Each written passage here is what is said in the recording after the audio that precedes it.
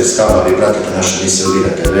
Moje ime je Stanković Ognjen, koordinator za posao. U pitanju je Startup Centar, šta je to? Definicija i suština. Startup je mlada kompanija ili projekat kreiran radi implementacije, inovativne ideje, proizvoda ili tehnologije sa ciljem brzog rasta i skaliranja na tržištu. Glavni cilj startupa je pronalaženje jedinstvenog rješenja koje može da zainteresuje široku publiku i privuče investicije. Ključne karakteristike: inovacije stvaranja fundamentalno novog proizvoda ili poboljšanje postojećeg rješenja, skalabilnost, fokus na brz rast i širenje poslovanja.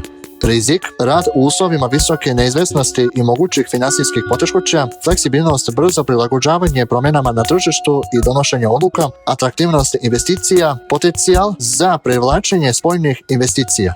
Razlike od malog biznisa: startup mali biznis, inovativni proizvod, dokazano rješenje, brz rast, stabilno poslovanje, visok rizik, relativna stabilnost, zavisnost od investicija, sopstvena sredstva, krediti, neformalna struktura, strukturirana organizacija.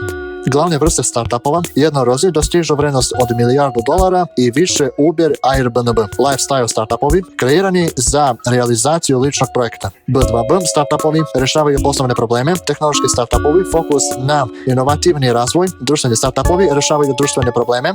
Fintech startupovi rade na preseku financija i tehnologije.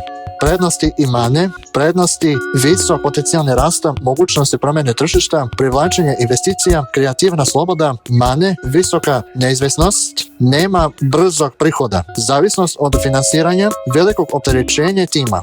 Faze razvoja: broj 1, preseme, formiranje ideje i tima. Broj 2, seme, razvoj prototipa i potraga za prvim investitorima. Broj 3, faza rasta, skaliranja i privlačenja novih korisnika. Broj 4, faza skaliranja, ulazak na nova tržišta i širenje poslovanja. Startup nije samo posao, već projekat sa ambicijom da promijeni tržište ili stvori novo. Uspjeh startupa zavisi od jedinstvenosti ideje, kompetentnosti tima i sposobnosti prilagođavanja promjenama na tržištu.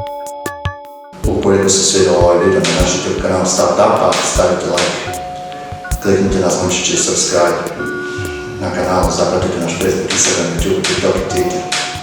A na sajtu vidatv.com, ukoliko želite to da prijavite na web sajt, link u opisu profila. To je to.